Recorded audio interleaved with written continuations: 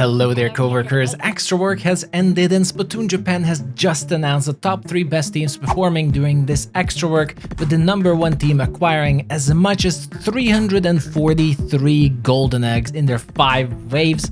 The players are well-known Japanese overfishers Nego Nego-san, Miyu Miyu-san, Gohan-san, and Zuke-san. And in this video, we'll be analyzing and reviewing their whole Eggstra Work footage along with my teammate Sensei. So grab some popcorn because this one is going to be a lot of fun. I've also linked the VODs of all of their runs in the description of this video and the pinned comment, so make sure to give them a follow and check them out. They really do deserve it. Alright, so we are going to be watching a VOD from the Splatbrella player's perspective, Gohan-san's perspective. Unfortunately, I haven't seen any of the other VODs, but hopefully they are going to be uploading it sometime soon. But this should be still very educational and awesome to see, especially their wave 1, the obvious hardest wave that we had during Eggstra Work, right, Sensei? By far my favorite wave, I gotta say. Yes, wave 1 was absolutely the best, the hardest wave to not fall asleep while doing it. We even had a teammate who was just constantly AFK on wave 1 because they just refused to play it after some point. And I think wave 1 is probably one of the greatest criticisms of Eggstra Work, that people just get bored of it. But I just don't think there's any solution to it, unfortunately, right? No, I don't think so. You need to somehow classify the players, so I think it's really necessary evil to have it. Yes, exactly. Like, it's a good way to say it. It's a necessary evil to make sure that everyone can play on the difficulty they like, right? Because we have players ranging from all skill levels. And even then, if you were to implement some special mechanic to skip wave 1 or anything, I think it would require too much programming that I just don't expect from Nintendo to implement. But we shall see. It is what it is. I think it's one of the worst things that contributes to the event being repetitive. Yeah, they did try to ground bomb that fly fish, but I think they failed. I think it didn't work. I think I need to test that one actually, if it works. The first one definitely didn't work, but then we couldn't see on the perspective. Like maybe that's why it would be nice to see other perspectives, but unfortunately we couldn't see. And they're going for the 21 egg strategy. So it's gonna be interesting. Like 19 eggs, if you've been following my guides, you see that wave 3 can be easier, but after some practice, 21 scenario is really, really doable. Alright, this is where it really starts. I'm quite curious how their mothership wave is going to be. I only know the stats in advance that they had 99 eggs, Sensei, in the, like 99 eggs spawned maximum, and I think they got 92 eggs. So we'll see. That's really good. That's insane. That's really good. That's insane. Alright, so what are their positions? There's definitely 2 people on, like, one top left, one top right. There seems to be one on the shore and one at the basket. Yeah. And I think Gohan-san, whose perspective we're watching, they're mostly on the left side here. But I think they're just, like, assigned to basket. I'm not sure. Yeah. Oh, they're using a crab. So what I did basically for the Brella, I played it borderline the same. So you checked if there were Chinooks coming and just collected all the eggs while you were going, and you can see they swoop up every time after they hit an egg to check if there's a Chinook in the sky. And also, if they see one, they just go for it.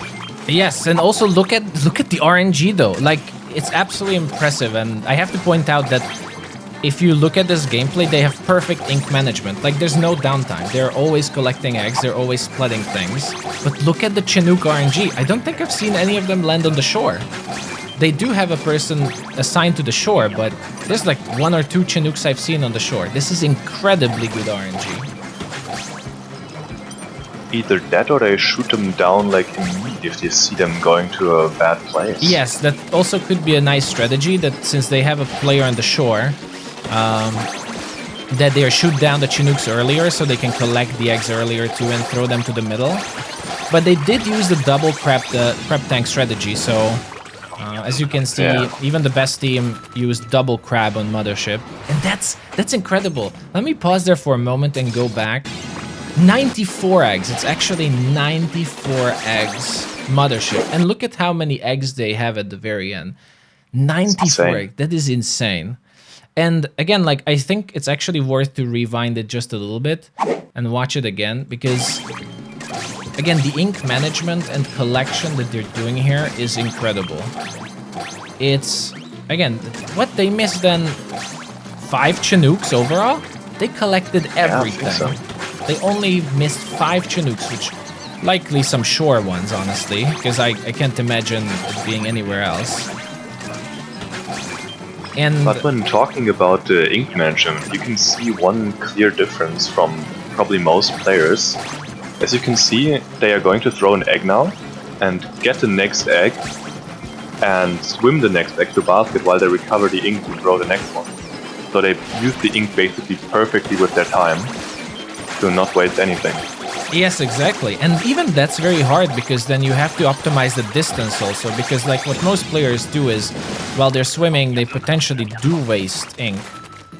So this is honestly incredible game knowledge, and it's a lot harder than it looks. For anyone who's probably played, they know. Yeah, I think you can see it on Tornado the best if just people stand still while waiting for their ink to recover.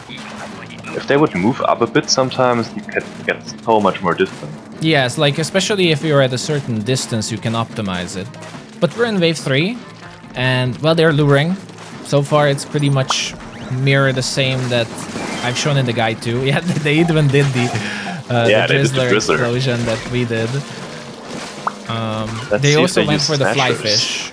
Yes, it seems they're collecting the fly fish eggs immediately, unlike we did. I mean, we still get the eggs. They also go immediately for the fish stick like we do. But oh, they're holding the Drizzler. Are they going to snatcher the Drizzler? I think so. It appears so, yeah. So we snatchered the fish stick and the Drizzler. I mean, we snatchered the fish stick and they did both. And with the last positioning on the grates, they're far away that the steelheads can still come closer in the middle, so they don't have to go as back as we did. So far, it's relatively the same, though. Let's see how they deal with the stinger. Because normally I only connected 2 eggs. Yes, this is so nice, because I think you went alone for the stinger. Yeah, and this is so beautiful. This is where a big one comes in when playing with a good team and great players, when someone else also comes with you and and just picks up the eggs, right? Like you go to the shore, you split the bomb, you pick up the egg immediately. Oh, the fly fish was beautiful just now. Yes. They ripple it in the front and then let it come closer to get the eggs easily. Wow. I think like this one is also worth to rewatch, honestly, because things got so hectic so fast. But yeah, they seem to go for the shore bosses together, so they immediately pick up the eggs, and it's beautiful, really. Everything else is just naturally being lured close to the basket. Again, like we showed in the perfect 19 scenario. So that's pretty much the same.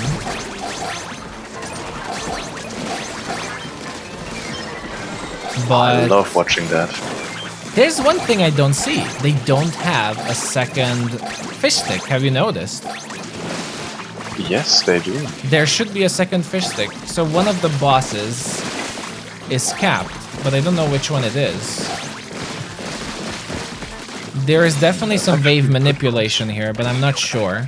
So for those who don't know, it's worth a pause here. If you have three of the same bosses on the stage, then that's a limit, and it can mess up the boss spawn. So that means that boss cannot spawn again, and instead another boss will spawn. So that can mess up the order, let's say, that you're used to. Oh, they might actually kill it with the heavy while it's still in the air. That might be it. Like perfect kill, basically. Can we check that? So like, there's the fish stick, right? Yeah, there's the initial fish stick. The second one should come around when the stinger comes too, I think. Like a little bit after, because that's when I get splatted on our 21 attempt that I uploaded. I remember that. I just hope we can see it. Okay, there's the stinger. There's the fish stick. Oh, I saw it. It's flying on the left side, so they have to wipe it. Yes, so it's right there. So whatever happens, it's likely the heavy Splatling splats it before it lands. That's awesome. I mean, even if you don't so they do don't that, have to wait for the snatchers. Yeah, but even if you don't do it, like, again, the snatchers they get, they are just splitting the snatcher for the other one. That fish stick, though, goes right next to the basket. So whether you split it early or not, I don't think that makes a big difference. But nonetheless, like, it's good to know it's there. Beautiful optimization. Yeah, it's very beautiful. The biggest thing here is, I think, right when the last fly fish and the stinger spawns, two teammates together go and rush the shore to make sure they get the eggs immediately. You see? Like, it takes, what, 1 second, and they get the 3 eggs. And that's the trick to shore rushing. You can shore rush, except in freelance, people don't pick up the eggs. They just splat the boss and then they leave. So that's what's beautiful here, that you splat, and the optimization is basically being fearless, that you go straight for the egg. You're not wasting any second to, get overwhelmed, potentially. Beautiful wave 3, and it's a perfect 66 eggs. They collected every single egg. Awesome. And I'm gonna be very curious about the cannon wave. I'm very curious about this one. You kind of struggled. I'm curious about the cannon wave. Like, which cannon are they gonna use mostly? We'll see. They're already preparing for wave 5. That's why they're painting. Not sure if that matters that much, but I mean, you never know, right? Like, you never know when you will need that little thing. Yeah. So using the left cannon. It's the right side though. They are probably gonna lure. We'll see. On the right side. That's what I would expect. That's what we tried to do, but again, we didn't go for 300 scenario to get the right side big shots. So far they're just going ham with the cannons, and they're luring the middle like I think everyone does. But what I noticed, they're a lot more aggressive on the Kohawks. Like, it seems like they're focusing on the Kohawks more than the bosses, and the actual players go for the Kohawks. I mean the bosses. Yeah, they do the air splat there. So they leave the bosses for the players for proper luring, and they just shoot the Kohawks. Oh, another air splat, nice. Okay, there's the Drizzler on the cannon. They're losing eggs though. You can see that there's quite a few eggs going on the left side away. Like, mostly they... And I think it's impossible. It's really not possible to collect those stinger eggs from the look of it. So it seems instead they are just focusing on gathering as many of the middle eggs, while 1 or 2 people are in the cannons. So this is relatively brute forcing, right?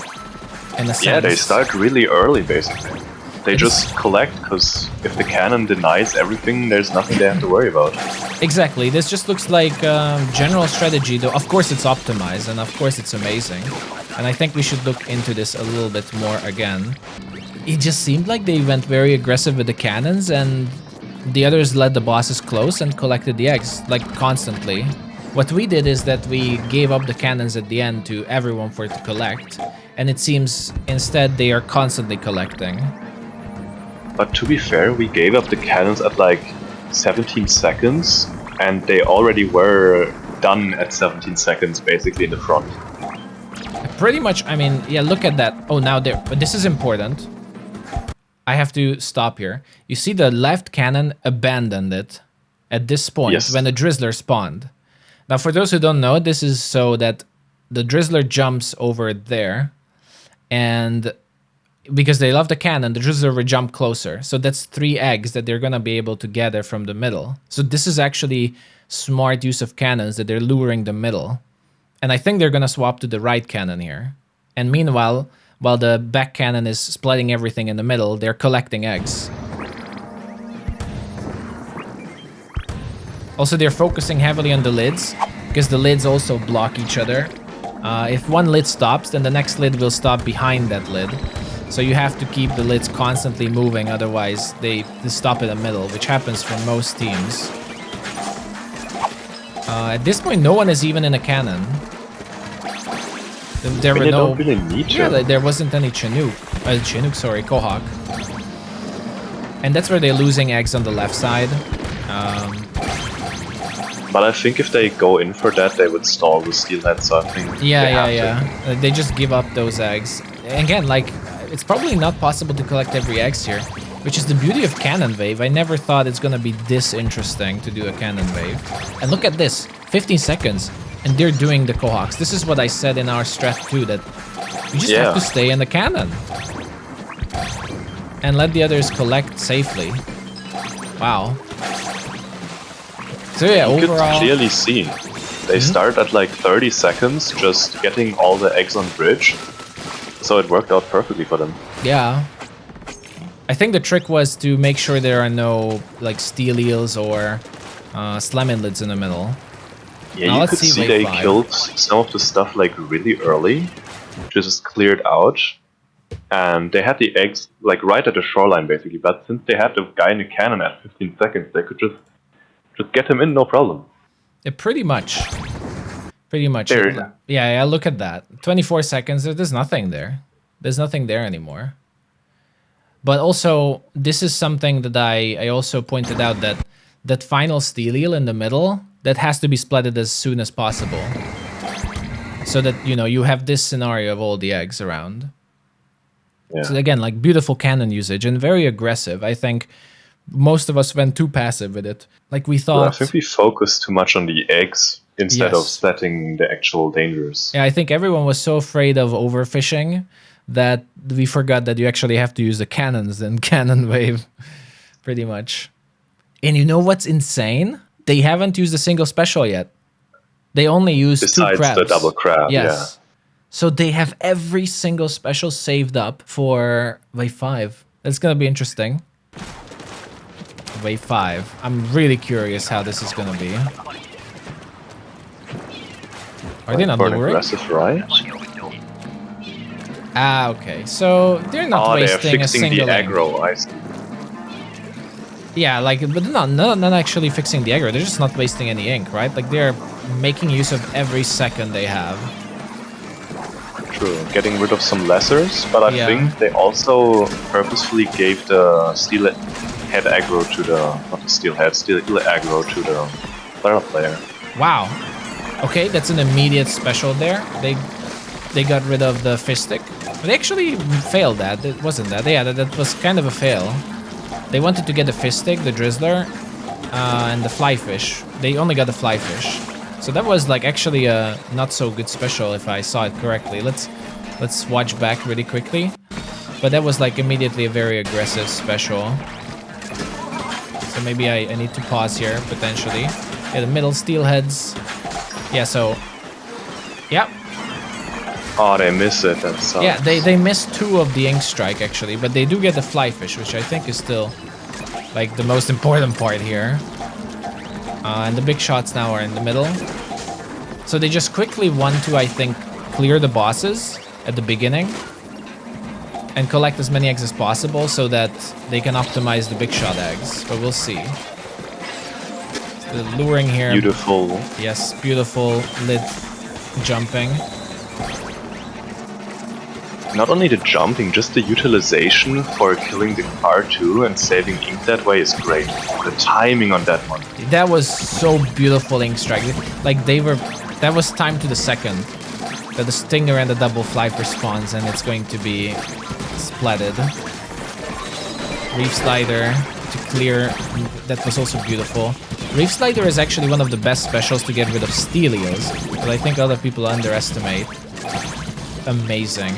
I wish I could see what the other players are doing. They're just probably optimizing picking up the eggs from the ink strike. Holy. 91 golden eggs wave 5. Incredible, honestly. That's insane. That's like, isn't that maximum? We have to rewatch this wave, honestly. 343 golden eggs. Absolutely insane. Like, we need to rewatch it, wave 5, because that almost looked so smooth that I can't believe that was a wave 5.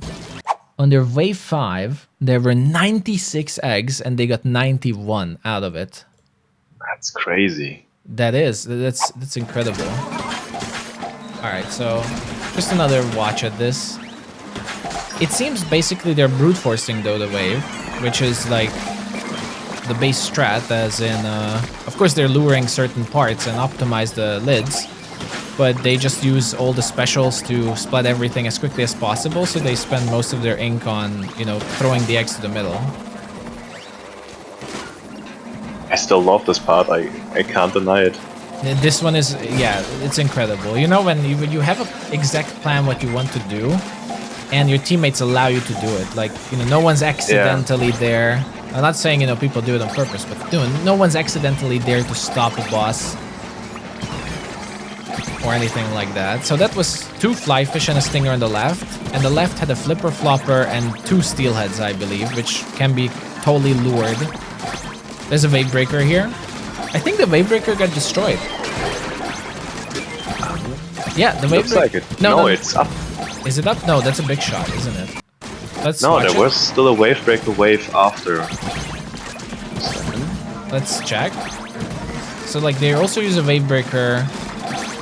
Wave breaker being thrown, okay. Okay, to clear here. And there's another wave breaker wave. Okay, I think that's above them. The wave breaker is above probably. Just to make sure it's safe. That's a really nice placement then though. Yeah, that's incredible. I wonder where they use the second reef slider and the other wave breaker. But they mostly cleared the shore. The big run. The big shot cannon in the shore. Beautiful. And it's 90% egg collection here. Because they just use every single special on this wave. That's beautiful, really. Look at that. 121 eggs collected. Which one was your favorite wave from them, Sensei? From the waves right now, I think I would have to say probably wave 5, because it was like the timings and everything was just perfect. Like a really satisfying watch. But I think from just eggs alone, I think Mothership, the optimization that the Umbrella player did was insane. Yes, like, and probably all of them play the same way with their own weapons as well. So like, there's just so much optimization here. And I think that's also, we need to point out, because there's always the popular notion, you know, that there's lots of luck to big run or extra work as well. But okay, maybe not so much about extra work that people think, but we've seen some incredible optimization in these games. And even if like you see these mistakes, or like it doesn't look that hard, that's actually also part of the optimization and just being that good at the game that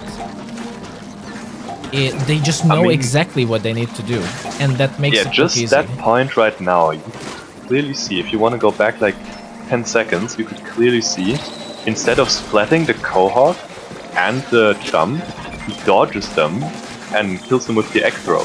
So he saves like 2 seconds just not shooting. Yeah, also that. I don't see a lot of people honestly use egg throw as a weapon, because then you can clear even more lessers with it. So all these small things just add up. And on top of it, if you remove RNG, as in like you practice it to second, like you do exactly the same thing every time, then, you know, it does look easy because of it. Because it's not luck anymore, it's just a script. Yeah. Which is what extra work is in the end, and this is an absolutely beautiful script. Well, it is the best script then we had during extra work, and maybe the only luck I can say, and even then that's not luck, right?